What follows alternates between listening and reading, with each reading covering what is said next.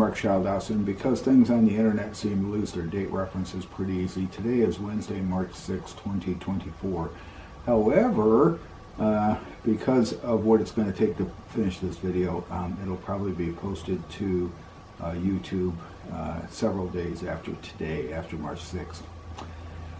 I love General Motors Electromotive Division Jeeps GP series, referred to as Jeeps, spelled G-E-P.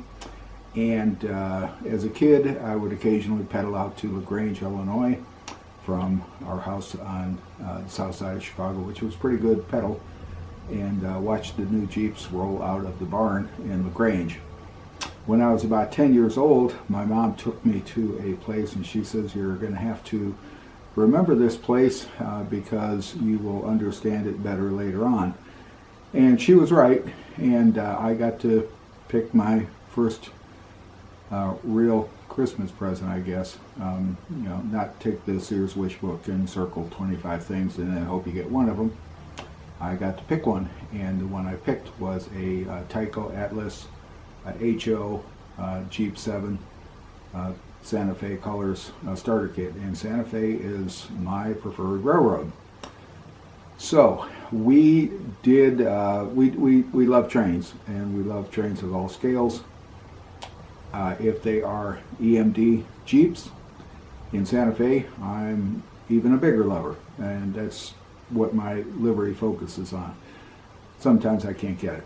So we were up at a swap meet the other day for the Southern California Railway Museum in Paris, and found this guy sitting there.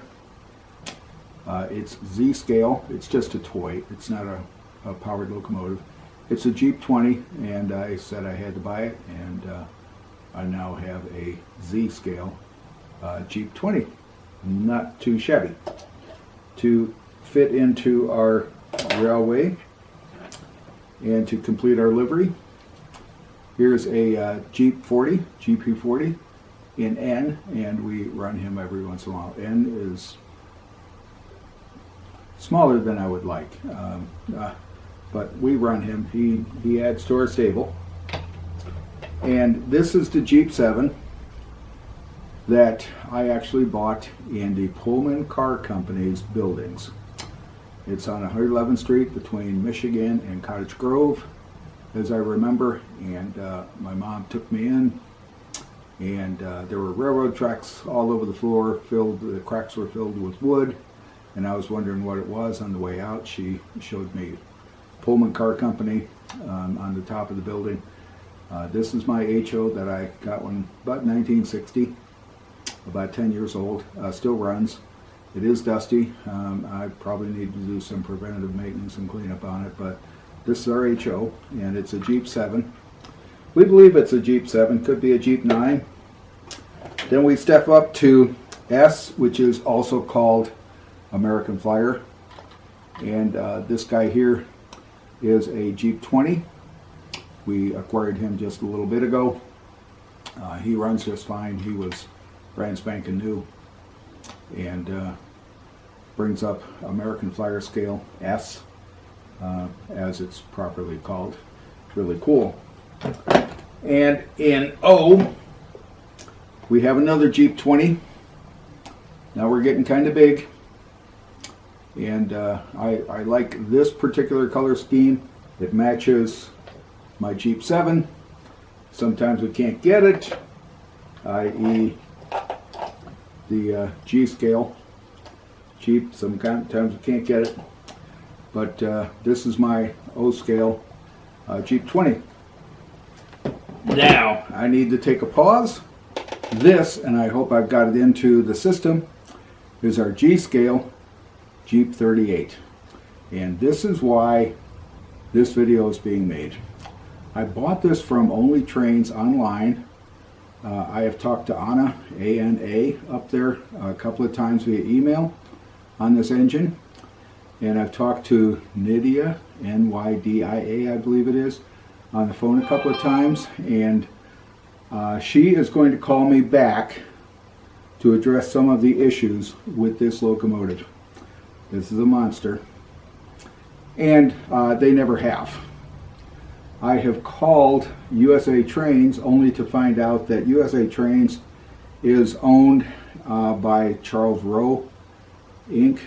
Company, whatever, the largest Lionel dealer in the United States, maybe the world, and I buy a lot of stuff from them. If I had known that this came from them, I would have bought it direct from them. I've talked to them. I've talked to Butch, who's the guy I normally talk to when I call up there, and I talked to Lawnmower. Now, Lawnmower is obviously apparently a nickname. My call sign in the Navy was Dog. When your first name is Rex, Dog becomes part of it. That's not a problem. Rex the Wonder Dog. I was always the Wonder Dog growing up as a kid. And we had Maverick, and we had Goose, and the guys from Top Gun. We had all sorts of call signs. Stretch, Skids, whatever. Anyways, so call sign. Anyway, so I talked to Lawnmower and I talked to Butch a couple of weeks ago, several weeks ago, and told him I've got problems putting this thing together. The instructions don't match the engine. I'm told by Butch, after talking to Lawnmower, got to put it down, that I believe it was a Thursday. He has Fridays off. He'll call me back on Monday. Never got the phone call. About 2 weeks later, I sent him an email and said, what are you going to do? Because the book for this engine that they give you doesn't go to the engine. And after a couple of days, I get a reply back that they want me to send this engine back to them. This is a massive box, a very heavy engine. I looked into the shipping. I'm not going to pay that much to send it back because I have to insure it for $500. I'm not going to send that much. I'm going to spend a couple of days, rainy days, which is why this video is not going to be completed today, March 6, 2024, Wednesday. I'm going to spend a couple of rainy days fixing this engine. And I'll show you how I fix it, and I'll show you in detail what I have, the complaints I have against the book, because the book says, put things here that there's no holes for. It says, put this in where there's no holes. Put this in where the hole won't take it. I'm going to show it to you in detail, and I'm going to show you what my fixes are. I love the detail on the engine. It runs pretty nice, and I want to put it back on a test track because we were running it for about 15-20 minutes on the floor, and it stopped running, and I'm not sure if it was a track problem or an engine problem, so I do need to test that out again. But anyways, so let's get on with it, and the next portion of the video is in detail what's wrong with this engine and how I fixed it, because the book and the engine are not in sync. And that annoys me, and it disappoints me because I've got a lot of faith in Charles Rowe. I've bought a lot of stuff from them for my Lionel set. I didn't know they owned USA Trains. I do now. This is probably my last USA Train, but only because of the surprises. Okay, thanks. Let's move on. I'm going to address a few things that I'll say went wrong or awry with this sale. And here is my invoice from Only Trains. It is dated January 22nd. It's stamped item shipping directly from USA Trains. Thanks. I think it's Lou and Carrie. Not sure.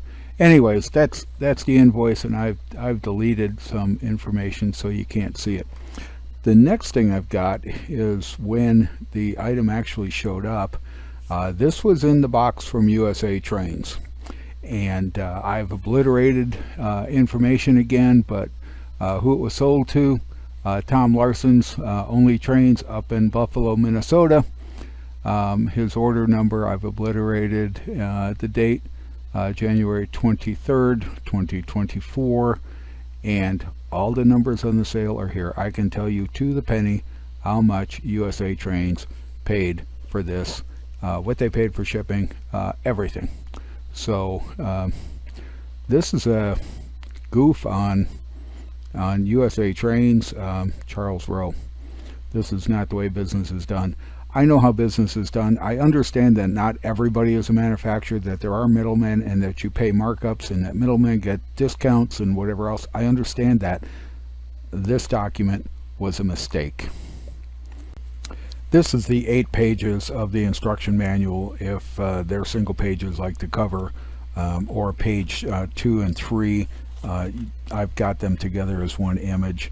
I was semi-impressed with this. It is really good quality printing. I wish on page 2 they would have been a little clearer on the front and a better image. I really did like the page 6 and 7 image, and we'll look at that a little closer. But this was the manual. I just wish it was associated with the engine itself. Page 3, and this was one of the very first disappointments with the USA Trains Jeep 38-2. Instruction 5 says handrails, sides, and ends. There's 6 of them. Okay, fine. And I started putting them on, and broke 2 or 3 tangs off trying to get them in. I can't get some of them in, and they don't go flush. Talking to Butch and Lawnmower at USA Trains Charles Rowe, Lawnmower says, well, what I always do is I take a razor knife, X-Acto knife, and scrape some of the powder coating off. It's not in the instructions. I'm expecting this to work properly without having Lawnmower's knowledge in my brain, because I don't have his knowledge in my brain. Anyways, I used a flat-bladed screwdriver to push these things in. You can put it between the rails. I recommend that you follow Lawnmower's advice that's not in the book. Scrape some of this stuff off, because as you can see in these photos, some of the side rails, the verticals, went in flush. Some of them didn't, and I can't push them anymore. I'm afraid to break something, as I've already done, and some of them are broken. I'm going to use CA glue and glue those suckers in. It's going to be a really precise job. I'm not going to show that on video, but you have to make masks and whatever else, and then figure out how not to screw up the engine anymore. But I have several handrails that are broken. The holes are another issue. The side rails that get broken, it's a tang that goes in. It's a rectangular receiver. These are holes, and on the right side of the cab, assuming low nose forward, on the right side of the cab, the handrail almost went flush. On the left side of the cab, didn't even come close, and you can see a little mark there. I no longer have my jeweler's pliers. Jeweler's pliers don't have serrated jaws. They're smooth, and they actually don't close tight. There's a gap to them. When they're fully closed, there's a small gap in them so that they maintain alignment. Anyways, this is so I've got to take this out, either scrape off some of the powder coating, or take a very small drill and drill the hole a little bit bigger to get these to go in. The next issue, and it's not addressed in the book anywhere, is these, which I assume are the coupler platforms as I have known them to be referred to. And when you put them on the front of the locomotive, and first of all, with your experience putting the handrails in and other things on this thing, these ones set off bells in your mind, because they just slip in. I will tell you that I put them on because I think they should be on, and then I put the engine on a test track. The engine moved about 4 inches before they both fell off.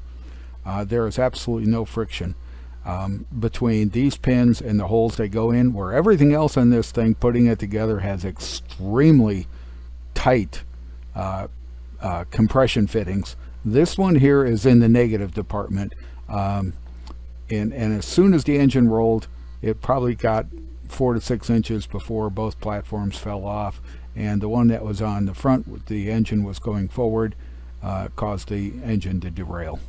I'm going to leave them off. I'm on step 4 of page 3, air hoses 6. Insert right and left air hoses into frame, and single hose on the right, of the coupler as shown in the diagram below. Okay, I appreciate economy of scale, convenience, whatever, where you make kit A the parts of engines 1, 2, and 3. Not all the parts in kit A go to 1, not all the parts in kit A go to 2, not all the parts of kit A go to 3, but you address it in the manual that says, hey, you got some extra parts here. Anyways, looking at the front of these 3-hose units have 2 pins behind them. There's no place on the front or the rear of this engine to put those 2 pins. Not one little place. It annoys me when instructions are not correct and when they're wrong. What I did was I applied logic, and I took the 8 quick disconnect air hose like you find on the back of a semi-trailer truck, and put them in those 4 holes on the front and the back of the engine. They aren't even compression fit. They're loose. They just slide in, fall right out. So they're going to be another glue-in issue. And I'm not going to use CA glue. I have to figure out what kind of glue I'm going to use. CA glue, you put the glue drop in, then you spray it with an activator, and I'm not going to risk it. So I'm going to glue these in and use common sense. I'm annoyed when the manuals aren't applicable to the unit you're working with. The next problem was, what do I do with these front and rear handrails? And I realized that in real life this is going to be an issue, because where I decided to place them is going to conflict with operations of the coupler release bar.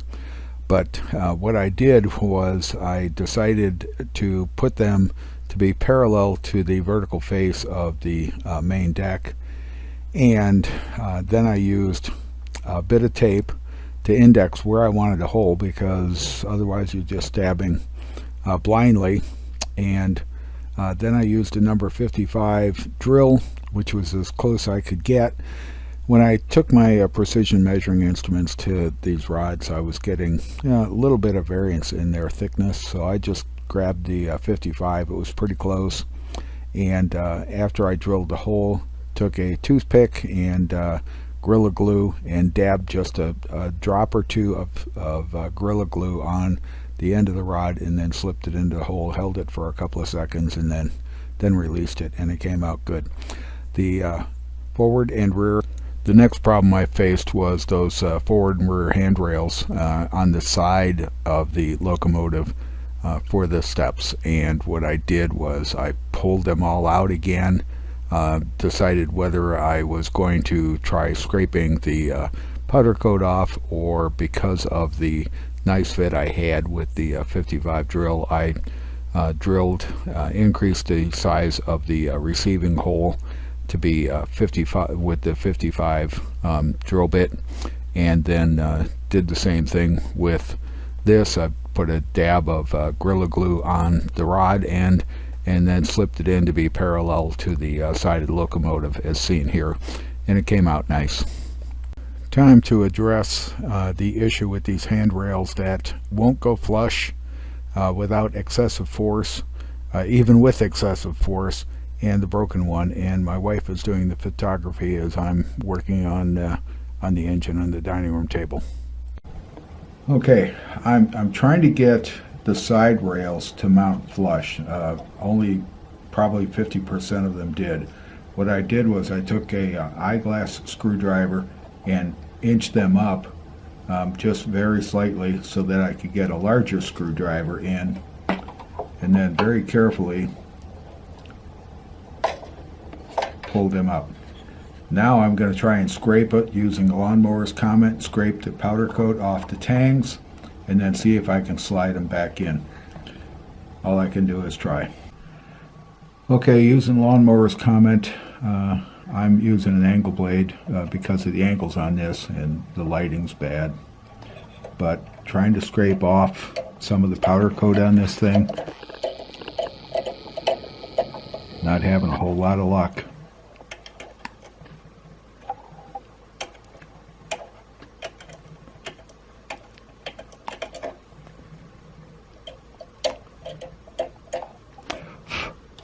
And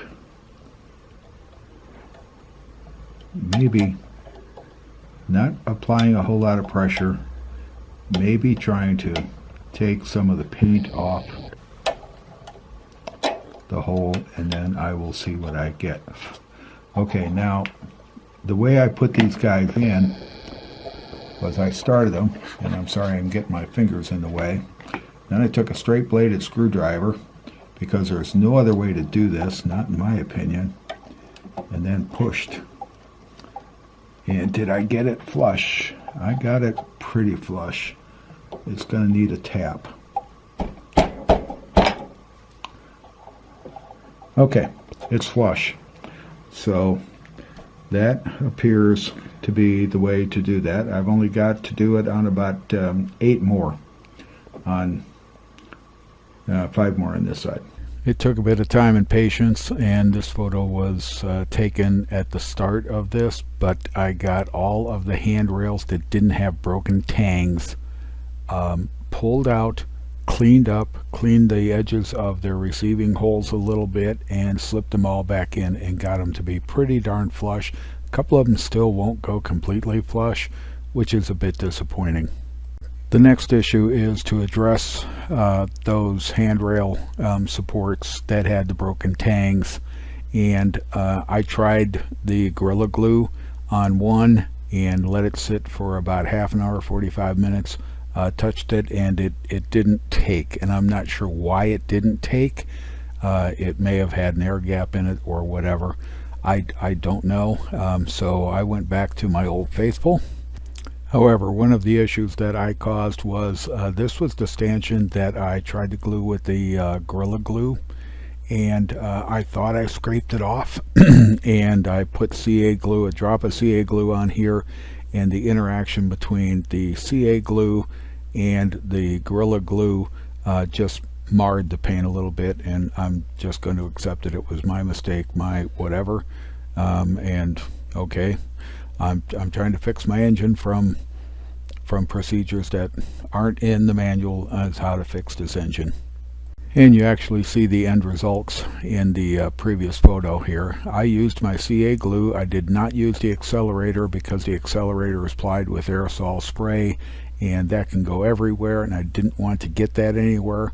So I took a weight, just happened to be my numbered drill set, took a weight, put painter's tape on the side of the engine to give it some traction, and put the stanchion, vertical stanchion, against the body, and put 1 drop of CA glue on it. And because I wasn't using the accelerator, I walked away. And about 3 hours later, I came back, repositioned the weight, the drill bit set, and put another drop on the lower section, and gave it another couple hours to dry because I wasn't using the accelerator, and put a 3rd drop. And that's what I did on all of the broken stanchions. And you can see in the last photo here where the flow of the CA glue is around the stanchion, and I'm just going to accept it.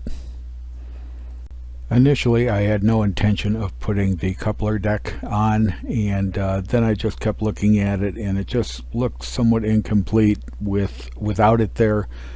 So I put it on the front and rear, put 1 dab of Gorilla Glue on each side, and then attached it. It's according to the instructions, this doesn't get attached, but it's in the images, it's in the photos as already being there. Another issue with the manual and telling you what to do. Another one of the mysteries of putting these pieces together is this side vent, which you see right above the A of the first A of Santa Fe, and it's in the parts kit. It's not anywhere in the assembly instructions. I assume it goes here. It fit very nicely, and it is a friction fit, so you don't have to glue it. I'm just making the assumption that this is where it goes. At the end of putting the parts that I put on, these are what I have left, and the air hoses, the 4 3-piece 3-hose units, and the 2 hose units, and that 1 other piece, and those 2 bars, which I don't know where they go. I don't mind having kit A go to locum 1, 2, and 3 to save economy of scale and convenience and wherever else, but I think the manual should address that you have extra parts and what those extra parts are for your specific engine. So I disagree with, hey, here's parts, good luck. Here's a good look at the box, both sides of the box that came with this, and it's part of what I used as my guide to assemble this, and it is representative of the engine. There's 2 fan units on the top, and that vent that on the side, it appears to, I'm guessing, I can't say this is 100% correct because there's no smokestack exhaust port on the top of this picture, but if you look at the book, this is the photo from the cover of the booklet. It's got 3 fan units. It has 2 exhaust units. There is no apparent vent on the right side. You can't see it. There's something above the S, but I don't think the book is representative of the engine. So I started this video on March 6th, which was a Wednesday. Today is March 8th, a Friday, and my engine is as repaired as it's going to get. I've made a few mistakes with it. One of the stanchions isn't properly aligned. Screwed up the paint by that one stanchion.